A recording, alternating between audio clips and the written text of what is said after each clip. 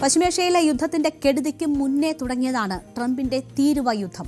രണ്ടാമത് അധികാരത്തിലേറിയ ട്രംപ് തുടങ്ങിവെച്ച ഈ സാമ്പത്തിക യുദ്ധത്തിന്റെ ആഘാതം ഏറ്റവും കൂടുതൽ ഏറ്റുവാങ്ങിയ രാജ്യങ്ങളിൽ ഒന്നായിരുന്നു ഇന്ത്യ. പിന്നീട് അമേരിക്കൻ കോടതികളിലെ വിധി ട്രംപിന് തിരിച്ചടിയായി.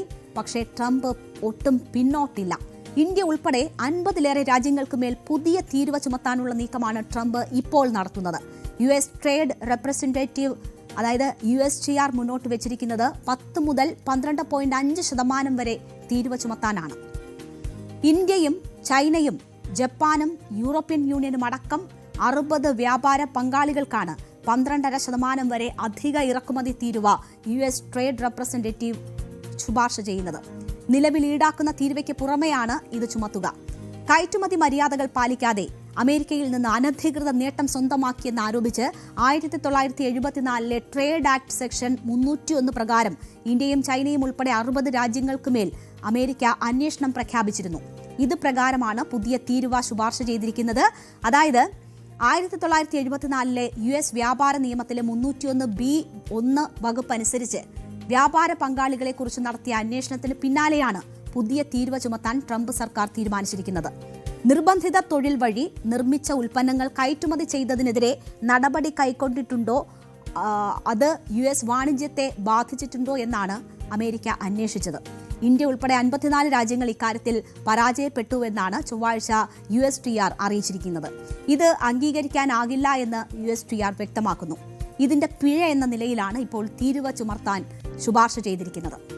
ചട്ടം ലംഘിക്കുന്നതിൽ വീഴ്ച വരുത്തിയ ഇന്ത്യ, ചൈന, ജപ്പാൻ, ദക്ഷിണ കൊറിയ, ബ്രസീൽ, സ്വിറ്റ്സർലൻഡ് ഉൾപ്പെടെ 54 രാജ്യങ്ങൾക്കാണ് 12.5% തീരുവ ബാധകമാവുക. പൂർണ്ണമായോ ഭാഗികമായോ ചട്ടങ്ങൾ പാലിച്ച Canada, Mexico, European Union, UK, Taiwan എന്നിവയ്ക്ക് 10% തീരുവയും ശുപാർശ ചെയ്യുന്നു. ഇന്ത്യ അമേരിക്ക ബന്ധം കൂടുതൽ വഷളാകുമോ എന്ന ആശങ്കയാണ് ഇത് ഉയർത്തുന്നത്. സെക്ഷൻ 301 പ്രകാരം അന്വേഷണം നടത്തുന്നതിനെ ഇന്ത്യയും ചൈനയും യൂറോപ്യൻ യൂണിയനും എല്ലാം ശക്തമായി എതിർത്തിരുന്നു. ഇന്ത്യ US പ്രതിനിധികൾ വ്യാപാര കരാർ ചർച്ച ഡൽഹിയിൽ നടത്തുന്നതിനിടെയാണ് ഇപ്പോൾ USTR പുതിയ താരിഫ് ശുപാർശ ചെയ്തിരിക്കുന്നത്. ഇത് അംഗീകരിക്കാനാണ് ട്രംപ് ഭരണകൂടത്തിന്റെ തീരുമാനമെങ്കിൽ ഇന്ത്യ US ബന്ധം വീണ്ടും വഷളാകും. വ്യാപാര കരാർ യാഥാർത്ഥ്യമാകുന്നത് ഇനിയും നീളാനും സാധ്യതയുണ്ട്. അതേസമയം വസ്ത്രങ്ങളും മറ്റ് തുണിത്തരങ്ങളും കുറഞ്ഞ തീരുവയോടെ US-ൽ ഇറക്കുമതി ചെയ്യുന്നതിനായി ഇളവ് നൽകുന്നതും USTR ശുപാർശ ചെയ്തിട്ടുണ്ട്. ചർച്ച നടക്കുന്നു എന്നതാണ് ഈ വിഷയത്തിൽ ഇന്ത്യയുടെ പ്രതികരണം. ഇന്ത്യക്ക് മേൽ കൂടുതൽ ഇറക്കുമതി തീരുവ അടിച്ചേൽപ്പിക്കാനുള്ള US-ന്റെ നീക്കത്തിൽ കേന്ദ്ര സർക്കാരിന്റെ പ്രതികരണം ഇങ്ങനെയാണ്. സെക്ഷൻ 301 പ്രകാരമുള്ള നടപടിക്രമങ്ങൾ സംബന്ധിച്ച് അമേരിക്കയുമായി ചർച്ച നടക്കുകയാണെന്ന് കേന്ദ്ര വാണിജ്യ മന്ത്രാലയം പ്രതികരിച്ചു. ഈ മാസമോ അടുത്ത മാസമോ തീരുവ ചുമത്തുന്നത് സംബന്ധിച്ച് അന്തിമ തീരുമാനമുണ്ടാകുമെന്ന് പ്രതീക്ഷിക്കുമ്പോഴാണ് കേന്ദ്രം ചർച്ചകളിൽ പ്രതീക്ഷ പ്രകടിപ്പിക്കുന്നത്. ഇവിടെ മറ്റൊരു കാര്യം കൂടി നമ്മൾ ശ്രദ്ധിക്കണം. ഇന്ത്യ ഉൾപ്പെടെ 54 രാജ്യങ്ങൾക്ക് 12.5% തീരുവ ശുപാർശ ചെയ്തപ്പോൾ ചട്ടം ഭാഗികമായോ പൂർണ്ണമായോ പാലിച്ച 6 രാജ്യങ്ങൾക്ക് 10% തീരുവയാണ് USTR ശുപാർശ ചെയ്യുന്നതെന്ന് സൂചിപ്പിച്ചുവല്ലോ. അതിൽ പാകിസ്ഥാൻ ഉൾപ്പെടുന്നുണ്ട്. പാകിസ്ഥാൻ അപ്പോൾ കുറഞ്ഞ തീരുവയാണ് ഏർപ്പെടുത്തുന്നത്. അതായത് പാകിസ്ഥാൻ ഇന്ത്യയേക്കാൾ കുറവ് തീരുവ 10% അടച്ചാൽ മതി എന്ന ഒരു സാഹചര്യം ഉണ്ടാകുന്നു. അപ്പോൾ ഇന്ത്യ ചർച്ചകളിലേക്ക് കടക്കുമ്പോൾ അതും ഒരു കാര്യമാകും, അതും ഒരു മാനദണ്ഡമാകും. ട്രംപിന്റെ നീക്കം തിരിച്ചറി മറികടക്കാൻ വേണ്ടിയുള്ളതാണ്. പകരം തീരുവ കേസിൽ സുപ്രീം കോടതിയിൽ ഉൾപ്പെടെ തോറ്റുപോയ ട്രംപ് തീരുവ നടപ്പാക്കാൻ പകരം വഴി തേടുന്നതാണ് ഇപ്പോൾ നമ്മൾ കാണുന്നത്. ഇന്ത്യ അടക്കം വിവിധ രാജ്യങ്ങൾക്ക് കനത്ത ഇറക്കുമതി തീരുവ ഏർപ്പെടുത്തിയ നടപടിയിൽ US പ്രസിഡന്റ് ഡൊണാൾഡ് ട്രംപിന് ഫെബ്രുവരി 20-ന് വൻ തിരിച്ചടി നേരിട്ടിരുന്നു സുപ്രീം കോടതിയിൽ. ട്രംപിന്റെ തീരുവ നടപടികൾ നിയമാനുസൃതമല്ലെന്ന് US സുപ്രീം കോടതി വിധിച്ചു. ദേശീയ അടിയന്തരാവസ്ഥയുമായി ബന്ധപ്പെട്ട 1977 നിയമം ദുരുപയോഗം ചെയ്ത് ട്രംപ് ഏർപ്പെടുത്തിയ വൻ ഇറക്കുമതി തീരുവകൾ സുപ്രീം കോടതി റദ്ദാക്കുകയും ചെയ്തു. പ്രസിഡന്റിന്റെ നടപടിക്ക് കോൺഗ്രസിന്റെ വ്യക്തമായ അനുമതിയില്ലെന്ന് ചൂണ്ടിക്കാട്ടിയാണ് 3-നെതിരെ 6 വോട്ടുകൾക്ക് കോടതി ഈ ചരിത്ര പ്രധാനമായ വിധി പുറപ്പെടുവിച്ചത്. പിന്നാലെ പ്രസിഡന്റിന്റെ സവിശേഷ അധികാരം ഉപയോഗിച്ച് 150 ദിവസത്തേക്ക് 10% ആഗോള തീരുവ ട്രംപ് പ്രഖ്യാപിച്ചിരുന്നു.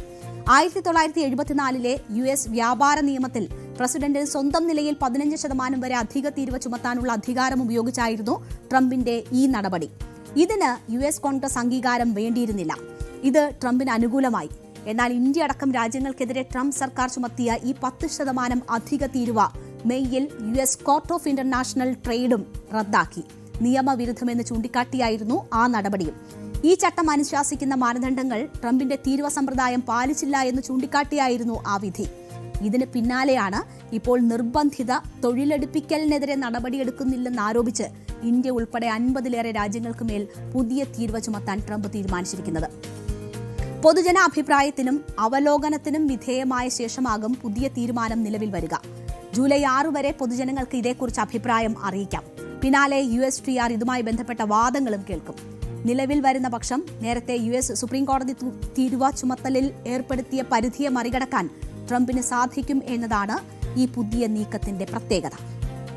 നമുക്കറിയാം, പ്രധാനമന്ത്രി നരേന്ദ്രമോദിയെ ഫ്രണ്ട് എന്നാണ് അഭിസംബോധന ചെയ്യുന്നത് ട്രംപ്. കാണുമ്പോൾ കെട്ടിപ്പിടിക്കുകയും ചെയ്യും. പക്ഷേ കച്ചവട കാര്യത്തിൽ ആ ഫ്രണ്ട്ഷിപ്പ് കാണിച്ചിട്ടില്ല ട്രംപ്. അനധികൃത തീരുവകളിൽ അമേരിക്കയിലെ നീതിന്യായ കോടതികളായിരുന്നു ഇന്ത്യക്ക് ആശ്വാസമായത്.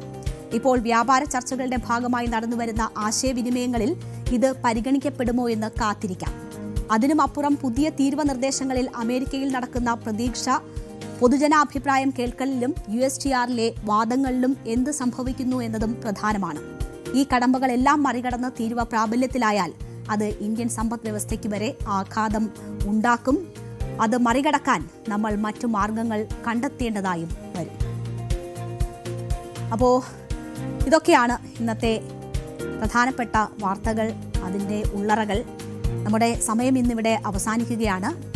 എല്ലാ പ്രേക്ഷകർക്കും നന്ദി. ഇടവേളയ്ക്ക് ശേഷം ലൈവ് at 6 കാണാം.